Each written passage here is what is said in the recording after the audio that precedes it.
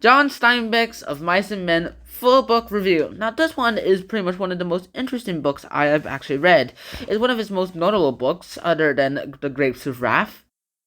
And then again, there is still a lot that we still don't know. But here's the thing. John Steinbeck's Of Mice and Men is pretty incredible, mainly because of several things. Firstly, the title. The title itself is an allusion towards another poetry. It's basically called Two Mice and Men, and it is fantastic, actually. Here, in that poem, there's actually a line where it says, "Of mice and men," and that's a pretty big message, apparently, in the poem. But then again, this book also has a pretty big message. In the book version that I have, it's about 100, it's less than 110 pages. Sorry, less 10. Let's just check the official count. And so we have 105 pages. In those 105 pages, there is a lot that can be said. In actual novels that had a good impact on throughout history, they were about at least 200 pages, unless you count The Great Gatsby. And one of the most influential ones, or at least the other people, the historian's perspective, one of the first novels ever, was about 500 pages to 1,000 pages.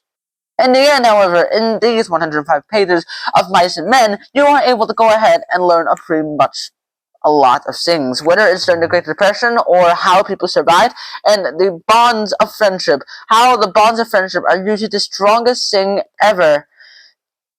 That's all pretty influential. So what do we get from this? What story? What's the moral of the story? Because if there's no moral, you're just reading for enjoyment, and this is supposed to have a moral. So if you're not going to read it out of morals, then I'm out of this. Well, the moral here is, other than the bonds of friendship, there's also a lot of allusions towards other stories. Oh, other parts of the story, that is. Lenny himself really loves to touch mice. If you read the book, you know what I'm talking about. He actually likes to touch really soft things.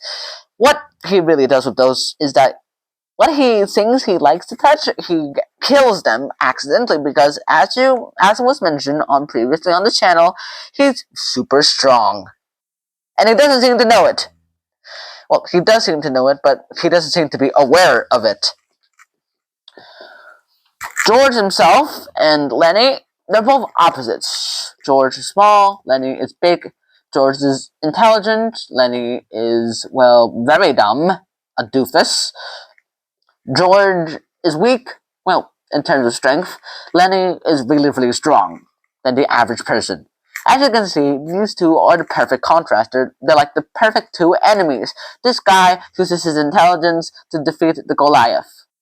But what happens is that instead of defeating him, he befriends him. In fact, actually, because he is so dumb, he was able to trick him into doing lots and lots of things. Like, one time, this was mentioned in the book, by the way, George used to bully Lenny because he was so intellectually stupid, and one time he decided to do this prank, and it went a little horribly wrong. What happened was, he made Lenny go inside, jump into a river. Like, if you order him to jump off a cliff, he'd do it. If you order him to jump into a very deep pool, well, he would probably drown in it after he jumped into it. So that's what happened. He ordered Lenny to jump into a lake, and then George is like, ha ha ha ha, and then he realized Lenny cannot swim.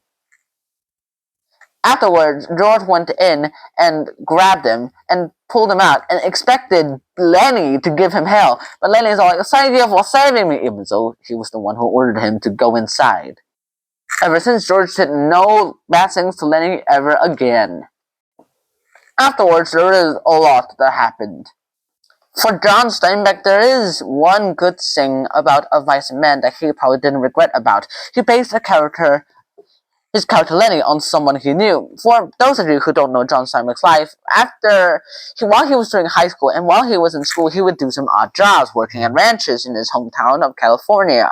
Afterwards, he saw all these experiences, and after he dropped out of Stanford University, he went ahead and worked on all these ranches. There he met someone who's a lot like Lenny, very buff, very strong, very tall, very dumb, and also had a pretty good temper of revenge. After the ranch boss man went ahead and killed one of his friends, he's like, yeah, I'm not taking this anymore, and went ahead, grabbed the pitchfork, and pitchforked the ranch foreman to death. Of course, it took several tries to get him to stop. After that incident, he was put inside a mental asylum, and once he was put inside a mental asylum, that's where he stayed for the rest of his life. Now, obviously, that does not seem very ideal, and you would be right. It is not the ideal situation to ever be in. But what John Steinbeck does in those pages, in those very few pages, is that he captures a pretty big, vivid expression. He talks about an American dream of all the workers, that all workers have. However, and then he talks about this situation, which seems to be a place where this American dream can actually come true. But what happens instead is one of the cogs of the machine is broken down, and so this American dream is unfulfilled. It's gone forever and ever and ever and ever. If you look at this whiteboard over here, there is a lot of things that you could probably think about and probably do. There are a lot of things, there are a lot of things you want to do, but sometimes your skill set does not let you do it, or sometimes destiny does not let you do it at all. John Steinbeck's of Mice and Men, it goes ahead, explores all those issues, and after seeing all those issues, he goes ahead and gives us this analysis. In this analysis, he talks about the impossibility of the American dream, as well as the fact giving us a pretty good story, flat characters, as well as dynamic characters, as well as really, really good round and changing characters, just to give the plot a very good go.